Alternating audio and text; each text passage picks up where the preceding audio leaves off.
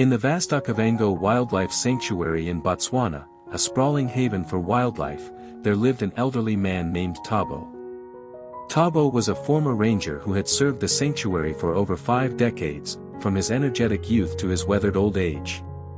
His life's mission was to shield the region's animals from poachers, earning him the title of a living legend among the sanctuary's community for his unwavering dedication and compassion. Even after retiring, Thabo continued to volunteer, driving his weathered truck across the sanctuary's rugged terrain daily. The younger rangers often sought his wisdom, drawn to his deep understanding of the land and its creatures. He cared deeply for the elephants, leopards, antelopes, buffalo, and hippos, paying special attention to the elderly animals resting in the sanctuary's haven zone. Despite his frail health, Thabo never let age slow him down. Recently, the Okavango had been gripped by extreme weather, with temperatures soaring to 43 degrees Celsius. One scorching morning, as the sun blazed fiercely, many animals sought shade beneath acacia trees. Undeterred, Thabo set out to check on a buffalo injured the previous day. He navigated his truck along a dusty trail through the parched savanna, the heat seeping into the cabin and leaving him drenched in sweat. Upon reaching the dense thicket where the buffalo was recovering, Thabo parked and stepped out, cautiously observing from a distance. The buffalo appeared weak, its deep wound still unhealed. With gentle steps, Thabo approached, his eyes filled with concern and affection for the vulnerable creature. Suddenly, a sharp pain gripped his chest, radiating through his body. Dizziness overcame him, and he collapsed onto the dry grass, his face pale and sweat-soaked. Nearby, 2 colleagues, Cabello and Lorato, were tending to a group of antelopes when they heard a faint cry.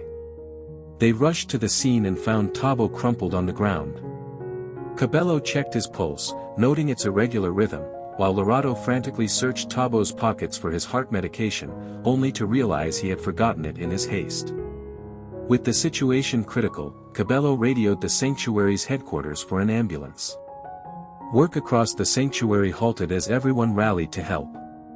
A medical vehicle sped to the scene, rushing Thabo to the sanctuary's clinic. Cabello stayed by his side, calling his name, urging him to hold on. But Thabo's weary eyes slowly closed, his breathing growing faint. At the clinic, doctors fought to save him, administering CPR and using a defibrillator. The room was thick with tension, but after 20 agonizing minutes, a doctor solemnly announced that Thabo's heart had stopped.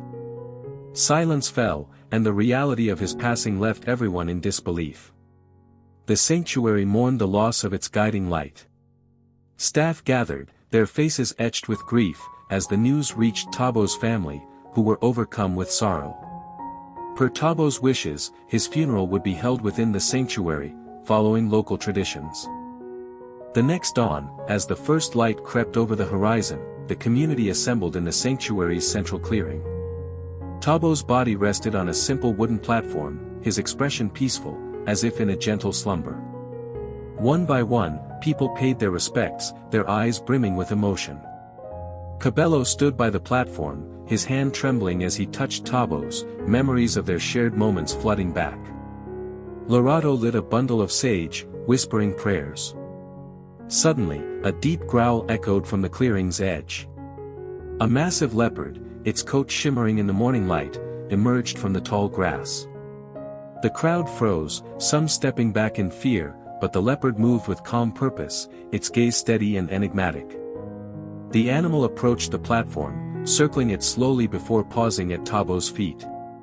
It lowered its head, as if in reverence, creating a moment of profound stillness. Cabello, struck by the sight, noticed a distinctive scar on the leopard's flank. He recalled a night 12 years prior when he and Thabo had freed a leopard from a poacher's snare. They had nursed its wounds and released it back into the wild. This was that same leopard, now returned, perhaps sensing the loss of its savior. The leopard's quiet tribute moved the crowd, replacing fear with shared sorrow. Cabello cautiously stepped closer, speaking softly to the animal, which remained calm. Others gradually joined, united in the sacred moment. After the ceremony, Thabo's body was carried to a serene meadow he had cherished, the leopard trailing behind, its low growls resonating like a mournful song. Under a towering baobab tree, the group dug a simple grave and gently laid Tabo to rest. Cabello and Laurado placed a stone engraved with his name, honoring his decades of service. The local community performed a traditional prayer, wishing peace for his soul. The leopard lingered by the grave, its head bowed, before letting out a haunting cry that echoed across the savannah. As the group departed, the leopard remained, a solitary guardian under the crimson sunset. The next day, the sanctuary paused its activities to honor Tabo. Visitors left flowers and burned sage at his grave, whispering prayers. Occasionally, the leopard was seen returning, silently watching over the site, a testament to the bond it shared with the man who saved its life. Cabello and Laurado frequently visited the grave, sharing stories and vowing to carry on Tabo's legacy of protecting the Okavango's wildlife. The tale of Tabo, the legendary ranger, and the leopard's enduring gratitude became a cherished part of the sanctuary's history, a symbol of love and devotion to the wild. Thank you for watching the video. If you enjoyed it, please like and subscribe to support the channel. See you in the next episodes.